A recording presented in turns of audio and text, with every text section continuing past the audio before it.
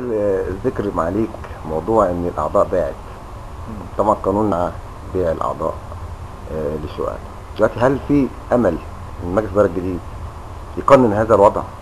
انت حضرتك بتقول دي مدينه كامله مقفوله على اعضاء هيئه قضاء الدوله، لكن انا هفاجئ ان الجار بتاعي مش عضو هيئه قضاء الدوله. شوف انا ايه نظره المجلس الاداره؟ هقول لحضرتك حاجه. يعني هو طبعا اذا كان في زميل باع حصته مثلا للدكتور، باعه لمستشار زميل في هيئه قضائيه اخرى، باعه لاخوه، اعتقد انه دي مساله علاقه بينه وبينه. ولكن اذا كان في وقت من الاوقات فوجئت ان اللي باعه له ده مش على مستوى المدينة. هذه المدينه القضائيه، يبقى اكيد في الحاله دي هيبقى في لازم اجراء مع العضو. هذا الاجراء لا يعني ان هو نقصان حقه، ولكن على الاقل ان هو لابد انه يتدخل لاصلاح هذه المشكله. ان هو المسؤول، مش هو باع سهم ومشي، لا ده هو مسؤول عن ان السهم ده محسوب عليه، فبالتالي اي مشكله هتحصل بسبب السهم الخاص بيه هيكون هو المسؤول عنها. يبقى على الاقل ان انا لما اجي هسائل العضو، اي اخلال من جانب اللي اشترى الوحده هيكون مسؤول عنه العضو، لان انا اعرف العضو وتعاملي مع هذا العضو. هل هناك من دراستك للمشروع، هل هناك امل ان شاء الله المشروع ده نبدا فيه مبكرا وينتهي فيه يعني في خلال مده زمنيه صغيره؟ والله يا احمد انا طموحي اكبر من كده. انا طموحي انه مش بس نبدا، انا طموحي ان طالما ان احنا عندنا كمان ارض تانية في التجمع الخامس والارض دي استلمناها، ان المشروعين الاثنين يمشوا بالتوازي مع بعض. واحنا ممكن لو في مجلس اداره يتشكل منه قسمين، مجموعه مسؤوله عن اللي يبقى في ملف خاص بمدينه نصر وفي ملف خاص بالتجمع الخامس، ونشتغل فيهم مع بعض. المجال بتاع التجمع الخامس يخلص الاول. يعني لازم انت النهارده داخل في حاجتين، لا خدت اليمين ولا خدت الشمال، قد يكون في واحده ايسر من الثانيه، فانا لازم اشتغل مع الاثنين. بل انا كمان من حقي النهارده ان طالما في قرار تقسيم وفي ترخيص صدر ان انا اطلب ارض جديده للاعضاء. وده اللي هيفتح الباب بقى لان فعلا الجمعيه تبقى قويه. لان حضرتك دلوقتي انت دلوقتي عندك اعضاء ما شاء الله، عدد الاعضاء في الهيئه كتر، وصعب ان انت تحط 2500 عضو تحطهم في مكان واحد. لكن انا دلوقتي لما يكون عندي اكتر من مكان هيبقى عندي اكتر من بديل هتشجعني. ممكن انا كزميل ابيع لزميل اخر سهمي في جمعيه وادخل في الجمعيه الثانيه، يفتح لي الفرصه. لان لازم العضو في الهيئه يحس ان هو استفاد حاجه من قضايا الدوله. طب بمناسبه الكلام حاجة ده بقى، يعني حاجه استثنائيه انا اصلا. بالنسبه للكلام دوت حضرتك احنا شايفين طبعا جمعيه الاسكان ماشيه مدينه نصر والقريه الجديده، هل في فكر ايمن بيه عبد الغني ان وانت حضرتك من طنطا ان ينظروا الى اعضاء الوجه البحري والوجه القبلي وخاصه في المناطق الساحليه اللي ممكن نعملها كمصايف؟ هل في فكر ممكن ان شاء الله في المستقبل ان ناخد حته ارض هناك ونبنيها؟ ده المفروض، ده الاساسي. لانه حضرتك انت دلوقتي انت مش عامل، في ناس كتير جدا من الزملاء بيتعاملوا مع هذه الجمعيه لمجرد ان هو شايل فلوس في بنك بيستثمر، ومش في ذهنه اطلاقا انه يجي هنا لانه بعيد عن القاهره. يعني بينه وبين القاهره 200 300 كيلو، صعب انه يجي ينتقل من هنا. فانا حرام ان انا احرمه انه يبقى في فرصه عنده في محافظته. لازم اسعى كجمعيه. لو انا سعيت تاكد ان هيبقى في فرص كتير، بس اهم حاجه نتحرك. لا يمكن انت تطلب حاجه وتبقى حاسس ان دي حق ليك وربنا ما اداهالكش. اهم حاجه هل انت طلبت؟ هل انت طلبت من هيئه المجتمعات العمرانيه؟ هل انت طلبت من وزير الاسكان حاجه وقال لك لا؟ لما يقول لك لا قول الاعضاء والله انا طلبت في المنصوره ورفض يديني، والله انا طلبت في مرسى مطروح ورفض يديني، طلبت في اسكندريه ورفض يديني. لكن انت اصلا ما طلبتش. مطلوب منك انك لازم تطلب كل الابواب. هل في امل ان ممكن في اثناء مشروع مدينه نصر او القريه الجديده نعمل فندق للاعضاء خاصه المغتربين؟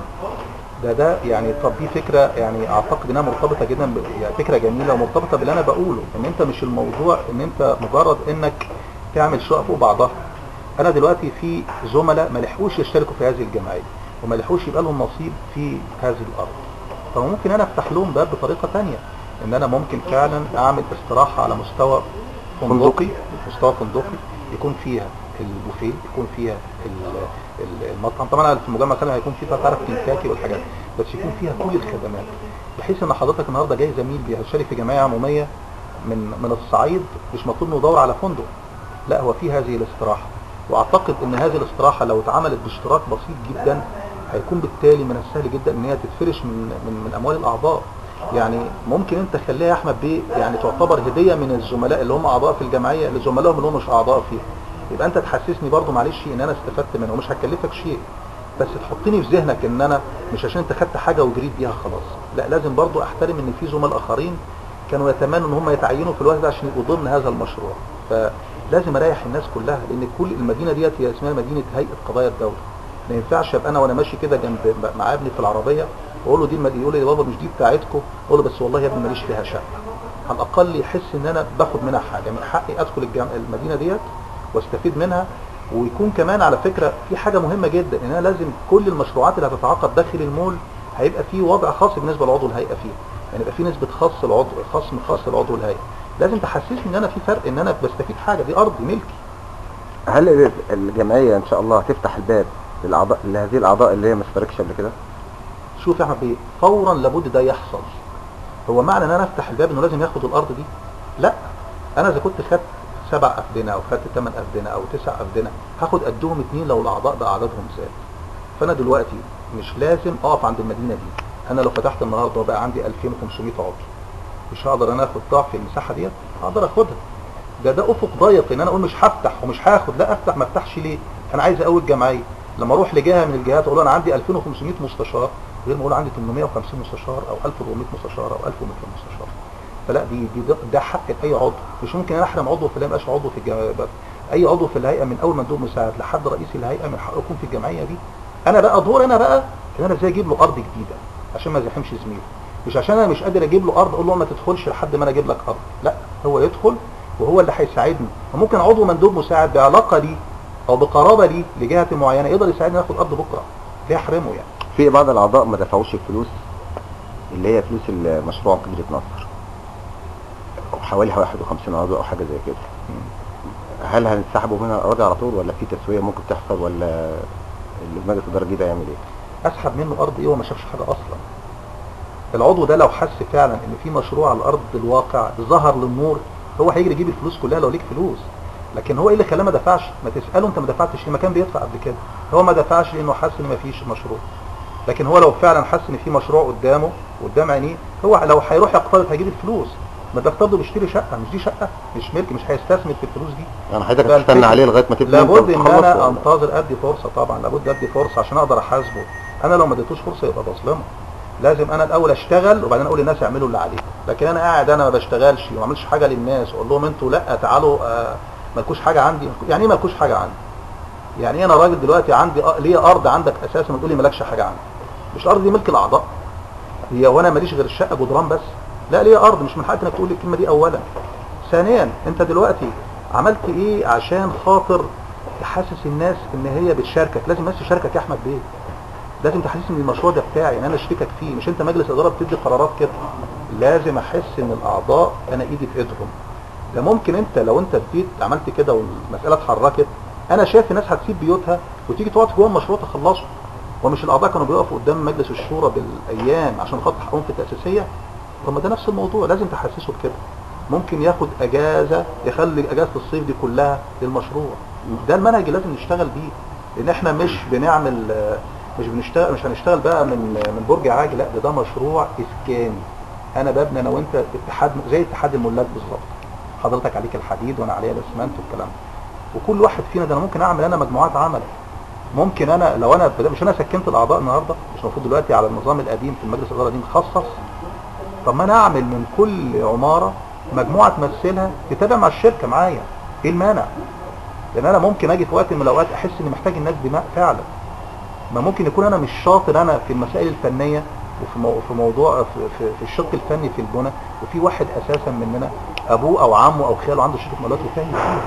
ليه ما اشتغلش مع الناس دي؟ فالفكر القديم ده حته بقى الاقصاء وكفايه عليك كده ومالكش حاجه عندي، اعتقد ده قمه الظلم يعني. طب ايه الوسيله اللي نوصل للاحساس ده للاعضاء؟ وسيله ايمن بيه عبد الغني كفكره ان يوصل ازاي للاعضاء ان في فعلا ارتباط ما بين الاعضاء ومجلس الاداره، ما يبقاش مجلس اداره في وادي والاعضاء في وادي تاني. اول حاجه ان لازم حضرتك من اول يوم ليك بعد مجلس اداره ما يقعد مع بعض مع كمجلس اداره يجتمع وبعدين يستدعي الشركه ويجتمع فيها باجتماع، لابد من اجتماع جمعيه عموميه فوري لجميع اعضاء الجمعيه.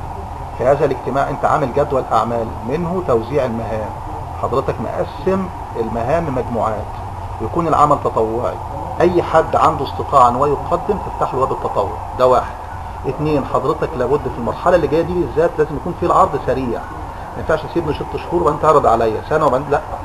انا المفروض يكون في تقرير على الاقل كل شهرين عن الاعمال يتبعت لحضرتك. لازم اعمل موقع الكتروني خاص بالجمعيه وانزل عليه كل جديد لاعضاء الجمعيه، ويكون باسورد خاص بعضو الجمعيه هو اللي بيدخل عليه ويشوفه. لو فيه مشكله لازم فورا اعرضها، مش بعد سنين اقول ان كان فيه مشكله، لا في وقتها، واقول انا قادر اعملها او مش قادر ومحتاج منكم ايه يا جماعه. ده اللي كان بيحصل في التاسيسيه.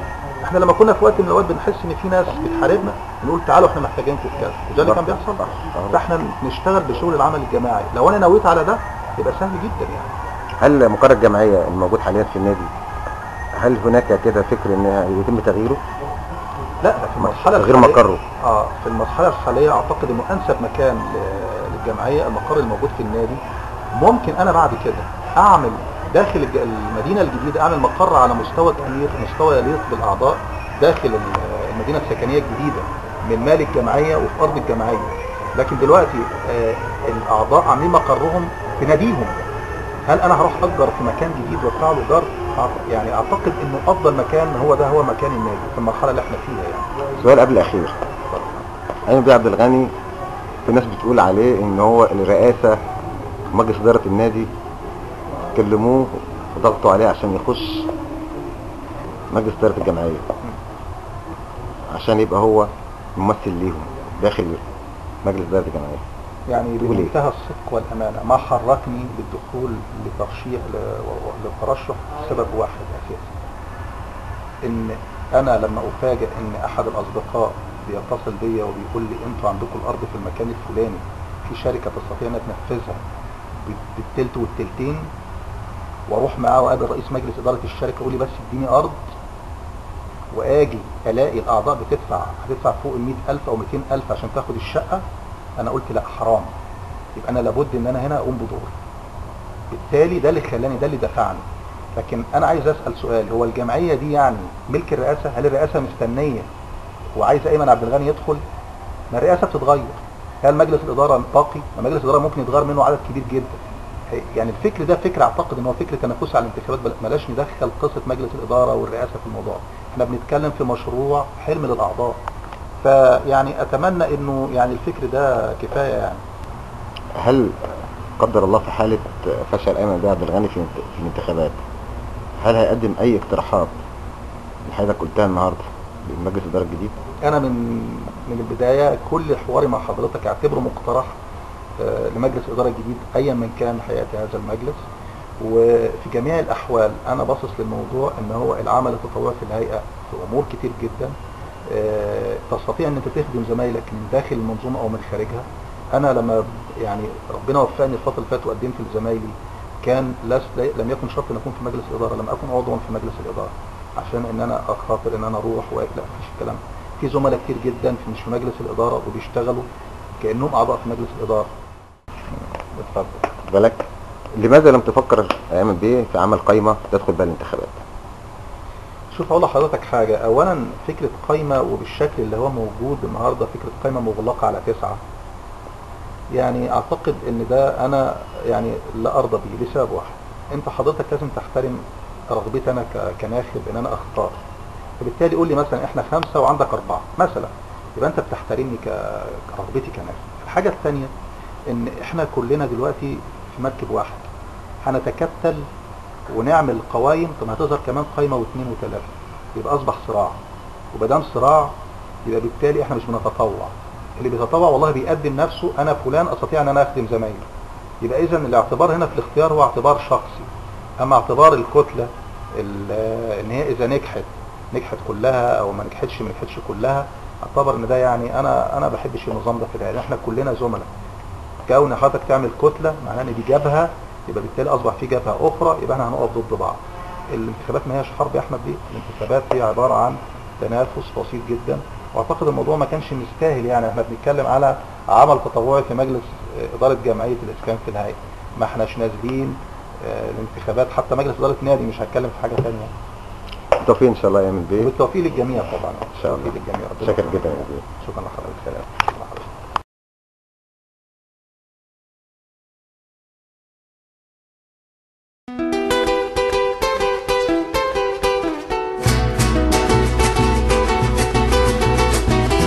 Soy un hombre muy honrado que me gusta gusta lo mejor. A mujeres no me falta ni el dinero ni el amor.